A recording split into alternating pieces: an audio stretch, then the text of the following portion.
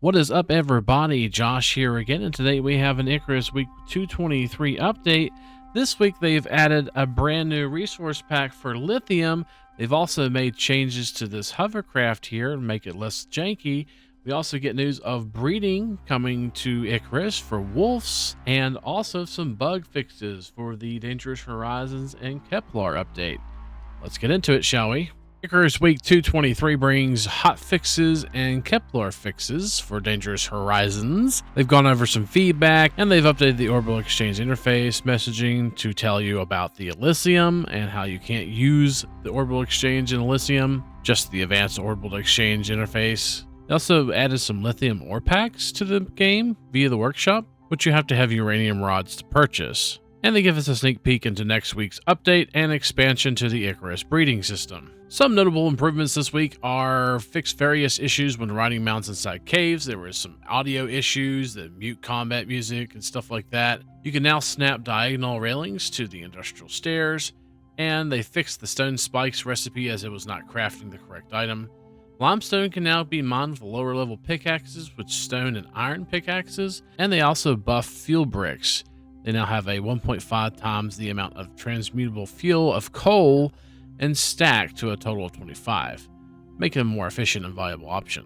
This week we get the Lithium Workshop Pack, and that is basically where you can drop down lithium on any map as long as you have the uranium rods to buy them. It is now available in the workshop and will allow you to be able to craft more tier 5 items on other maps. If you go to resources right here and go down to the lithium or resource reply, you'll get 100 lithium for about 350 Ren and 25 rods, and it costs 30 rods to unlock. And then you can just buy it and craft it. There's also some bugs with the lithium tools, like the axe was using way too much power and stuff like that. They have now made some fixes and improvements this week to those tools. You can now properly toggle on and off the lithium tools, and when you disable it, it won't actually use the power now, which gets rid of the effect active. They also made some changes to the Orbital Exchange update. Basically what it means is that the standard OEI will now tell you that it won't work on Elysium. It will also tell you that you can use Eden's OEI, or you can make the Advanced Orbital Exchange if you want to. Of course, the Advanced Orbital Exchange, it drops it directly on the landing pad, which is really good. If you were to make a original OEI or Orbital Exchange interface, it's going to sit there and tell you that you need to use an Advanced Orbital Exchange interface. It'll tell you that there's one located in Eden, or you can craft a tier 5 manufacturer bench, which is this thing right here, the Advanced Orbital Exchange interface. And this is the only OEI that technically works now in Elysium. And of course, you can bring stuff down. Whenever you bring something down, it will basically drop directly onto your pad, which is really cool.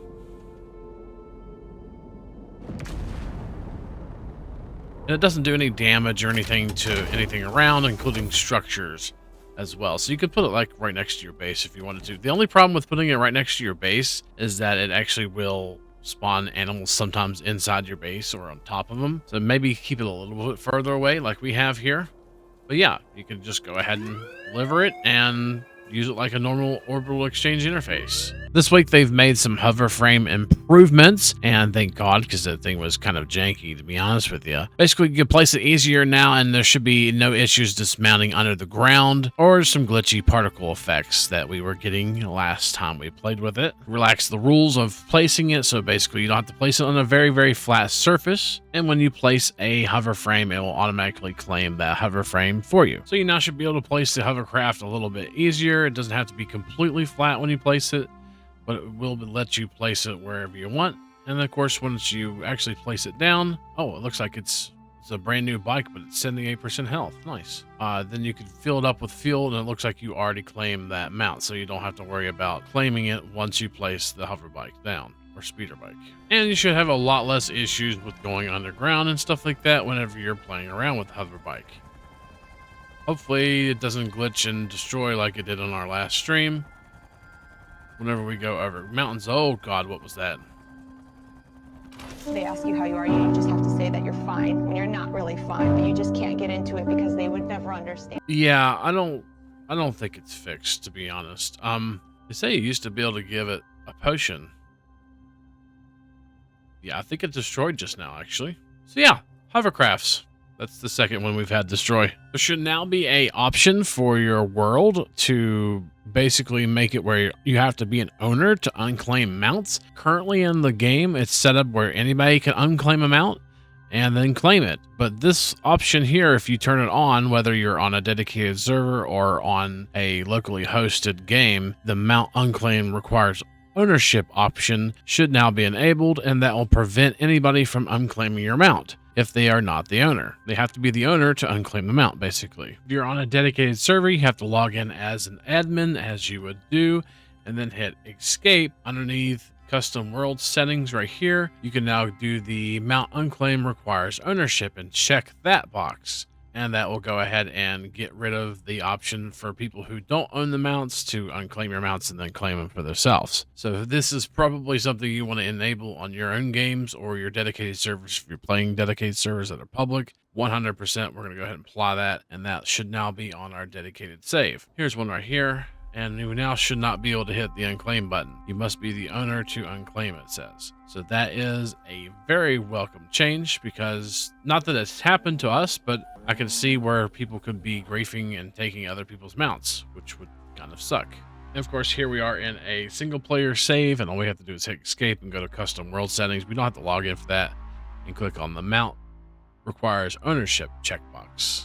We also get a little sneak peek of what's coming next week, which is wolf taming and juveniles. So they're expanding the creature breeding system with the addition of wolf breeding. Tame wolves will now be able to process pups, letting you grow your own pack and raise the next generation on the surface. So basically, you breed the wolves together, you use the serum, and you can go ahead and breed you some more wolf babies. That's a cute, little adorable looking little wolf baby. I have to say so myself. So next week, you'll be able to breed you a pack of wolves. And it looks like Dangerous Horizons is still on sale, actually, negative 15% off. We're going to skim over the kind of like the changelog and stuff like that. They did add like little oil geyser icons and decals on the map, which is pretty cool in the outposts. Here's a very welcome change in the fix. The concrete spikes were actually damaging from the backside. They shouldn't do that now. So now you should be able to add concrete spikes to your out. We had concrete and they were damaging from the inside. That was so silly, but I'm glad they fixed that. Advanced Deep Ore Scanner Blacklist, Exotics, Lithium, Ruby, and Cobalt. Looks like they fixed some block caves in the Northwest Volcanic on the red, purple, yellow quadrant in Elysium. And we can now go ahead and do Noxious Crust for Lithium and Ruby. That is awesome, because you weren't able to do it this week. And this is such a welcome change, because we had so much lithium and ruby crust that we wanted to go ahead and extract, and now we can do so. So we can have all the rubies and lithium that we want. That's actually pretty good, ×3 for each